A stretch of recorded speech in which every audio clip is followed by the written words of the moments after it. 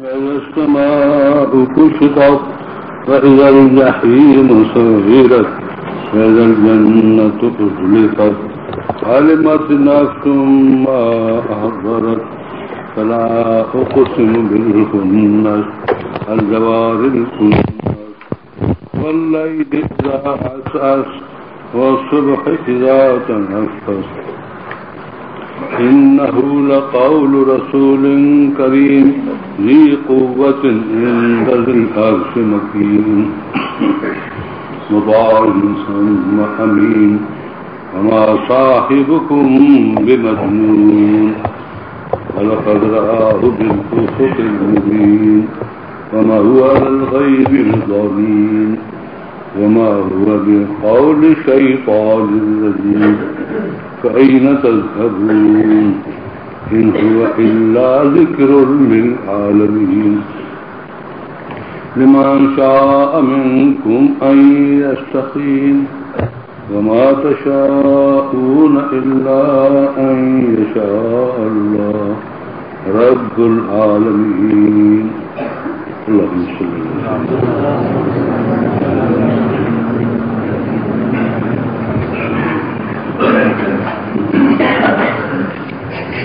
ये सूरत आहे तकवीर कौर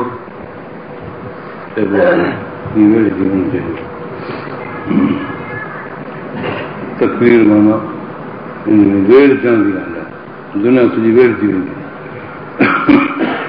अवाम में इहा ॻाल्हि मशहूरु आहे त आख़िरत ईंदी तॾहिं वेड़ थींदी इहा तकवीर जे माना में आहे माना इहा ज़मीन इहो आसमान इहे सिज चंड इहे सितारा हिन जी चमक इहे सभु शयूं ख़तमु थी वेंदियूं अल्लाह तबारक व तआला पंहिंजे शान खे ज़ाहिर कंदो हिन दुनिया जी सारी चमक दमक ऐं इन जा इंतिज़ामात इहे जेके दुनिया में वधि में वधि सुठा नज़र अचनि था इहे ख़तमु थी वेंदा सिज जा शुआ इहे किरणा वेड़जी सेड़जी हिकु तरफ़ थी वेंदो सिज बेनूर थी वेंदो अहिड़े तरह ॾिसण में ईंदो जीअं हिकिड़ो अछे कपिड़े जो टुकड़ो मथे नज़र अचे नूर न सितारा टुटी हिकिड़े तरफ़ हलिया वेंदा उन्हनि जी रोशनी ज़ाइल थी वेंदी इज़ा शम्स कुव्विरत जंहिं वक़्त में सिज जी रोशनी वेड़जी वेंदी ऐं जंहिं वक़्तु सितारा इनक़दारत मेरा थी वेंदा इनक़दार क़दर कुदूरत मेरो थी वेंदो सिज जी रोशनी वेड़जी वेंदी सितारा मेरा थी पवंदा मतिलबु हीअ त ॾिसण में कोन ईंदा जहिड़ी तरह उहो दौर हूंदो उन में सितारा नज़र न ईंदा ख़तमु थी वेंदा फैज़ल जिबाल सुयरत हे मथी फिज़ा आसमान जी तंहिंजो बयानु जेका सरासर हिकु वक़्तु ॾिसण में अचे थी ॾींहं जो सिज राति जो सितारा ऐं चंड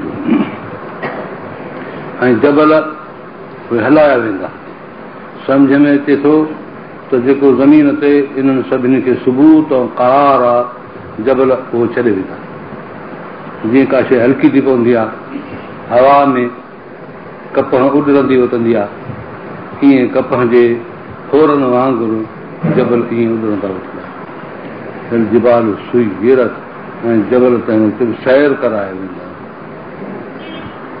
अल्लाह तबारक व तआला इहो पंहिंजो किरदारु कुदरत में हेॾनि वज़नदार जबलनि खे जेके ज़मीन जे मथां कोहनि जा कोह पखिड़िया पिया आहिनि जो इन्हनि खे अॼु ताईं सुरकण बि न मिलियो आहे जो काथे सुरकी हलिया वञनि इहे ख़तमु थी वेंदा वज़न ज़मीन जो जेको कशिश वारो आहे उहो सॼो ख़राबु थियो हेदल इशार उतिलत ऐं जंहिं वक़्त में 10 महीननि जूं डुकियूं ॾाचियूं अरबनि खे इहे महबूब हूंदियूं हुन ॾींहुं 10 महीननि जे डुकी ॾाची जो ख़्यालु कंदा हुआ थींदिया में त हुनजो फर बि बचाइजे ऐं हुनजे खीर प्यारण जो बि ख़्यालु कजे छो त फर नंढो उहो किरी पवंदो आहे वेही रहंदो आहे पर जथो हुन सां साण हूंदो आहे मालिक सां हूंदो आहे क़यामत जो अहिड़ो हौलनाक ज़िलज़िलो थींदो जो कंहिंखे पंहिंजो अहिड़ो प्यारो माल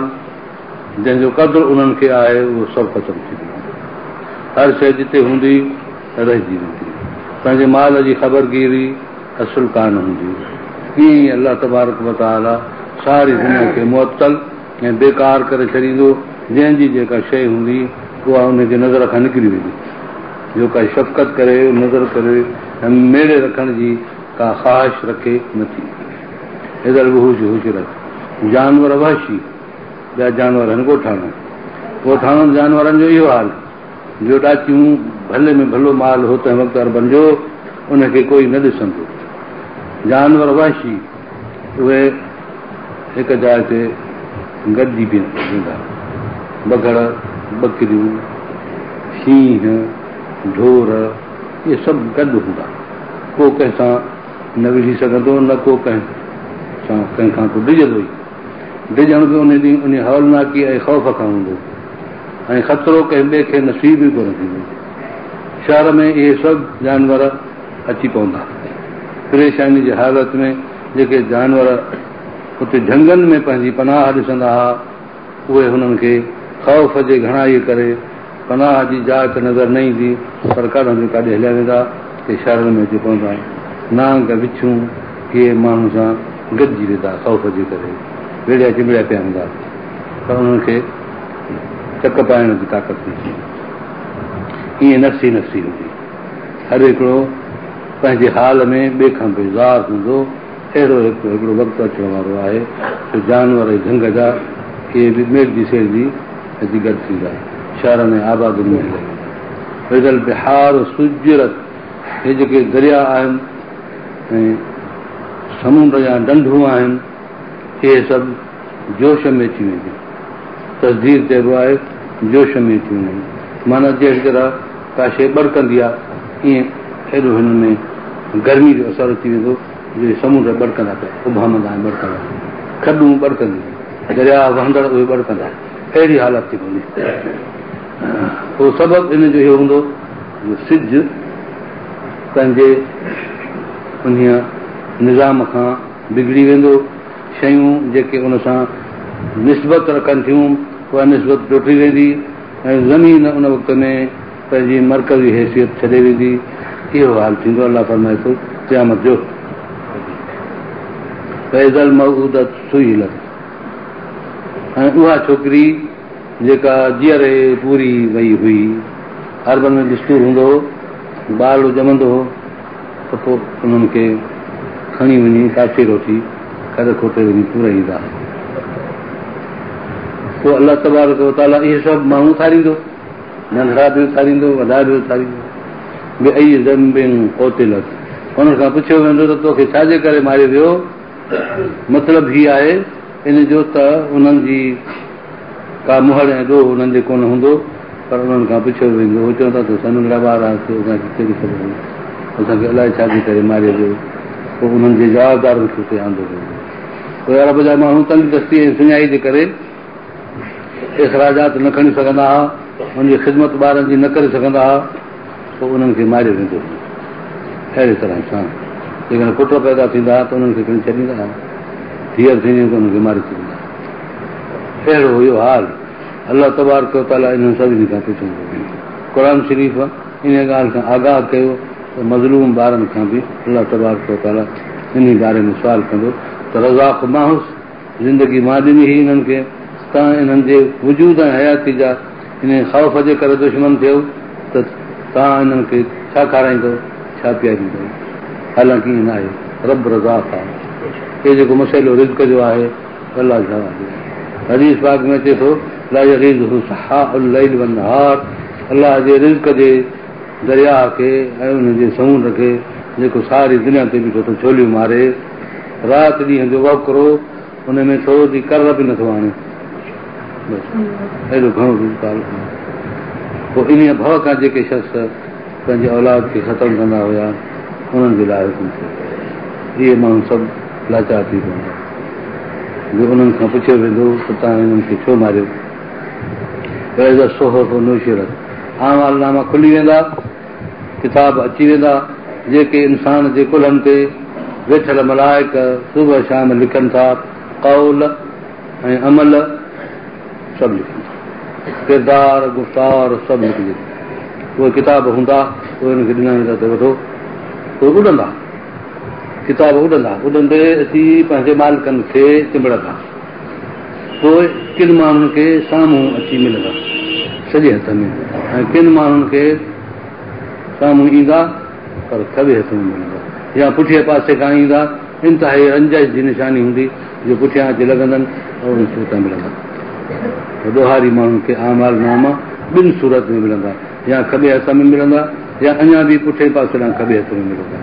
पोइ उन वक़्त में उहे परेशान थींदा, जंहिंखे सॼे हथ में मिलंदा उहे ख़ुशि थींदा, चवंदा हा मूं पर उहा किताब इहा। अमा मन ऊतीअ किताब हू यमीन ई, जंहिंखे सॼे हथ में मिलियो उहे वीचारा चवंदा त साईं अचो अॼु मुंहिंजा अमल पढ़ो, सॼे हथ में मिलिया आहिनि, अॼु मुंहिंजी चङी क़िस्मत आहे, या दुनिया में मां गुज़ारी हुई उनजो दफ़्तर मूंखे मिलियो आहे, अची ॾिसो पढ़ो। ऐं उहे शख़्स जिन खे खॿे हथ में मिलिया उहे चवंदा का जे इहो अमालनामो मूंखे न मिले हा, लिकाईंदो त ॿियनि खे न ॾेखारींदो, अहिड़ी तरह थी पवंदो। अहिड़ो सोहो बुशरत आमालनामा खुली वेंदा, हर कंहिंखे पंहिंजे हथनि में मिली वेंदा।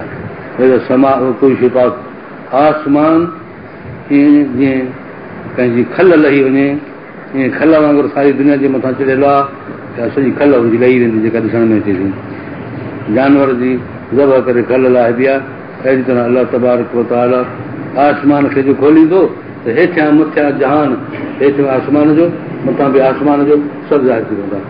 इहा हिकिड़ी मथे जहान जी खल आहे जंहिंखां असांखे हिजाब ॾिनल आहे, हेठि जहान जो परदो आहे जंहिंमें असां वेठा आहियूं, इहा खोले परे करे छॾी काइनात में खल हिकिड़ी हिजाब, बसि सारी दुनिया जा माण्हू हिक ॿिए खे बीठा ॾिसंदा, कीअं थी पवंदो। समा कोई शिफ़ात आसमान जी खल लाथी वेंदी, वेज़ल जहीम सुइरत, ऐं उन में जहन्नम खे पोइ दुखायो वेंदो, बाहि हुन में साख़्त ॿारी वेंदी, जीअं हर को ॾिसे तीअं जहन्नम खे थो भड़का हणे। वेज़ल जन्नत उज़लिफ़त, इहो हिजाब आहे दुनिया जे ऐं आख़िरत जे विच ते, इहो आसमान हिजाब आहे। आसमान खे पटे छॾींदा ॿिए पासे करे त दुनिया ऐं आख़िरत हिते गॾिजी पवंदी, दुनिया फना थी वेंदी, आख़िरत ज़ाहिर थी पवंदी, जहन्नम बड़का हणंदे नज़र ईंदो, जन्नत सीगारियल ऐं सुहिणी पई ॾिसण में ईंदी। अहिड़ी तरह सां जहन्नम ज़ोर शोर सां ऐं जन्नत बि ज़ोर शोर सां, हुते ग़म ऐं मुसीबत, हुते ख़ुशी ऐं फ़र्क़।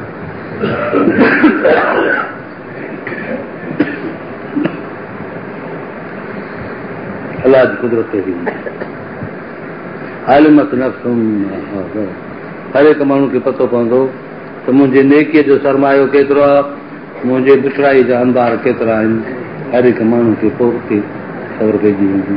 हिते त माण्हू नेकी करे थो बि ॾिसण में कान थी अचे ऐं बुराई जो हुनखे ज़ाहिर नथी थिए। अलाह ताला फरमाए थो इहा सितारनि जी चाल ऐं सितारनि जी रफ़्तार, इहे सितारा आहिनि घणा जेके हलनि था दुनिया में, इहे सितारा ख़तमु थी विया जेके तव्हांखे अॻे पोइ हलंदे नज़र अचनि था। भला उतो सुमिल हो न, मूंखे शायदि आहे, कसम आहे उन्हनि सितारनि जो जेके हलंदे गुम थी वेंदा आहिनि, लही वेंदा आहिनि। फल जवाब कुनस ऐं अहिड़ा सितारा जेके आहिस्ते आहिस्ते छपी वेंदा आहिनि, जहिड़ी तरह का भॼंदड़ डोड़ंदड़ शइ जंग में लिखी वञे, अहिड़ी तरह सितारा बि लिखी वेंदा आहिनि।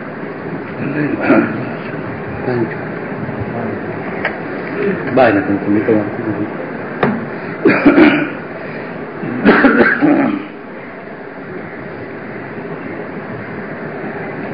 ऐं राति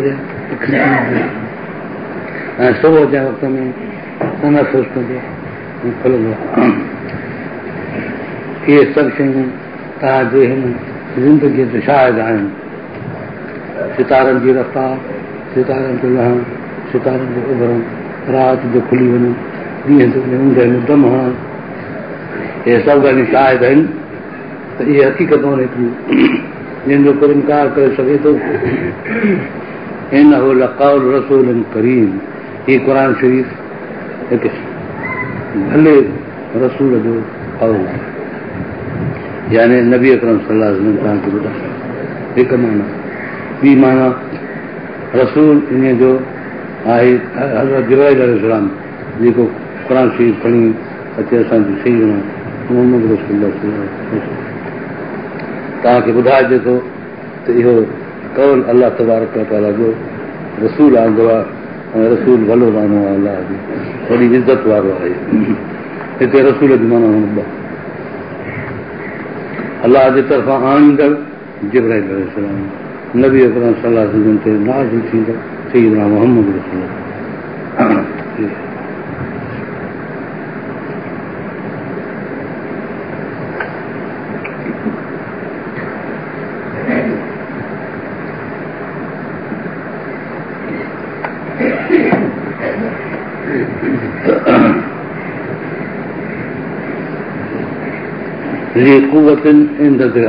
मकीन, वॾी ताक़त वारो आहे, वॾी इज़त वारो आहे, साहिब अर्श जे मालिक वटि, अर्श जे मालिक वटि, मकीन ऐं दर्जे वारो। इन रसूल जो ही कलाम तव्हांजे मथां ज़ाहिर था करियूं, जेको अची अलाह जे तरफ़ां उहो कलाम खणी तव्हांखे ॿुधाए थो।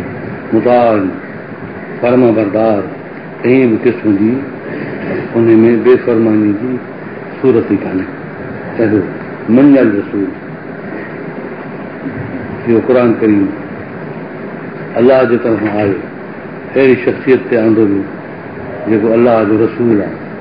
मथां जेकॾहिं आयो त जिब्राइल अलैहिस्सलाम, हेठि अची पहुतो सैयदना मुहम्मद रसूलुल्लाह। खज़ानो इन क़ुर शरीफ़ जो आहे लौह महफूज़, इन्नहु फ़ी लौह महफूज़। अलाह ताला फरमाए थो त लौह महफूज़ में, उतां लौह महफूज़ में महफूज़ आहे, उतां जॾहिं निकिरे थो जिब्राइल अलैहिस्सलाम 70,000 मलाइकनि जो हिकु हिकु आयत ते सूरत ते पहरो आहे, आयत ऐं सूरत ते पहरो आहे। पोइ इन हिफ़ाज़त में क़ुर शरीफ़ मथां लही नबी सल्लल्लाहु अलैहि वसल्लम आहे, एॾी हिफ़ाज़त सां। पोइ वरी हुज़ूर सल्लल्लाहु अलैहि वसल्लम आहे, जे लौह महफूज़ में क़ुर शरीफ़ बचियलु आहे, कीअं जिब्राइल अलैहिस्सलाम वटि बि बचियलु आहे, वरी सैयदना मुहम्मद रसूलुल्लाह सल्लल्लाहु अलैहि वसल्लम जे क़ल्ब में आयो, हिते बि बचियलु आहे। बसि अमानत बा सलामत। अलाह फरमाए थो त इहो क़ुर शरीफ़ महफूज़ आहे ऐं उहो जेको आणींदड़ आहे सो पूरो फर्माबरदार आहे ऐं तव्हांखे पहुचाईंदड़ पूरो फर्माबरदार आहे। ऐं उन खां पोइ तव्हांखे ॿुधायूं था त इहो अमीन आहे, पंहिंजे तरफ़ां का बि ज़री ॻाल्हि बि न वधाए थो न घटाए थो। नबीअ जेको क़ुर पाक ॿुधायो आहे सॼो सलामत। जिब्राइल अलैहिस्सलाम जेके आंदो आहे सॼो सलामत, उन में को फ़र्क़ु कोन्हे। जंहिंजे लाइ आयो उन जे लाइ आयो, जंहिंखे मिलियो उन ॿुधायो। ईअं न आहे त क़ुर शरीफ़ मथां जिब्राइल अलैहिस्सलाम खे हिकिड़े तरफ़ ते मिलियो ऐं पोइ उन अची नबी साईं खे ॾिनो भुल चुक करे। जीअं हिकिड़नि माण्हुनि जो अक़ीदो आहे त जिब्राइल अलैहिस्सलाम खां भुल थी वई, क़ुर शरीफ़ ते अचणो हज़रत अली करमल्लाह वजूदे आयो हो ओॾां, पर भुलिजी अचे नबी अकरम सल्लल्लाहु अलैहि वसल्लम।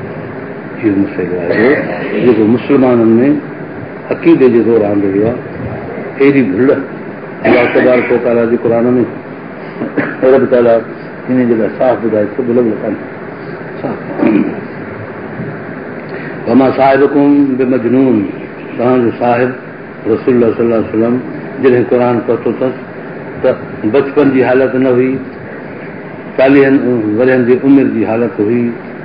हुनजो अकुल सलामत हुयो, हुनजो होश सलामत हुयो, हुनजी उमिरि मुकमल हुई। कंहिं बि क़िस्म जा हालात अहिड़ा जेके हुनजा नवांकड़ हुजनि ईअं न हुया। पंहिंजे क़ौम हुनखे अमीन कोठियो ऐं परहेज़गार सम्झियो। अहिड़े शख़्स वटि क़ुर लथो, जंहिं वक़्तु क़ुर लथो आहे इक़रा बिस्मि रब्बिकल लज़ी ख़लक़ल इंसान मिन अलक़, त हज़रत अली साईं 5-6 वरनि जो ॿार हो। अलाह फरमाए थो त एॾी ॻाल्हि आहे जो असां मुकमल हिकिड़े शख़्स ते क़ुर लथो आहे, जंहिंजी उमिरि मुकमल, जंहिंजो दौरु मुकमल, जंहिंजी अमानत मुकमल, जंहिं लाइ अक़ीदत मुकमल, अहिड़े शख़्स ते आंदो आहे, उहो शायदि तव्हांजो दीवानो कोन हो, चरियो कोन हो। मथां तव्हां ईअं चओ बिला वजह अहिड़ियूं ॻाल्हियूं थो करे जेके मुनासिब ई कोन्हनि खे।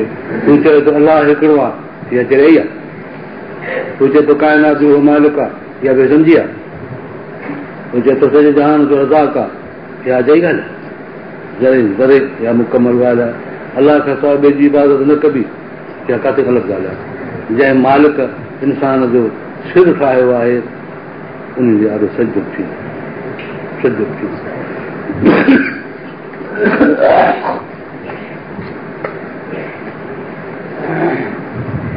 इहा बि का दीवानगी आहे। इहो धको आहे अलाह जो जेको तव्हांजे आॾो नबीअ ॿुधायो आहे। इहो सिर जंहिं मालिक ख़लकियो आहे, सिर उन जे आॾो झुकाइबो।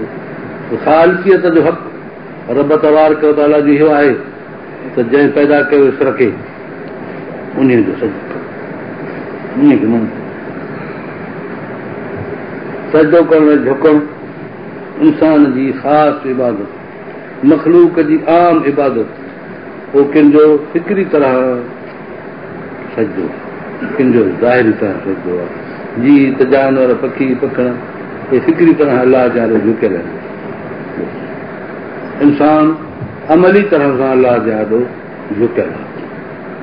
अलाह तबारक व तआला वटि हुनजे पंहिंजे शान में सजे वारी वस्फ़ अलाह जी कान्हे।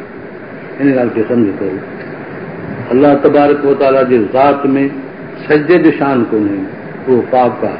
सजदो कबो आहे अहिड़ी हस्तीअ खे जेका अॻे हुजे, अलाह खां अॻे कोई कोन्हे। जेको वरी पोइ अचे ऐं पाण खुटी वञे उनखे सजदो करे पंहिंजी वफ़ादारी ॾेखारिजे। अलाह तबारक व तआला जो पोयनि का शइ कान्हे, उहा अवल वल आख़िर।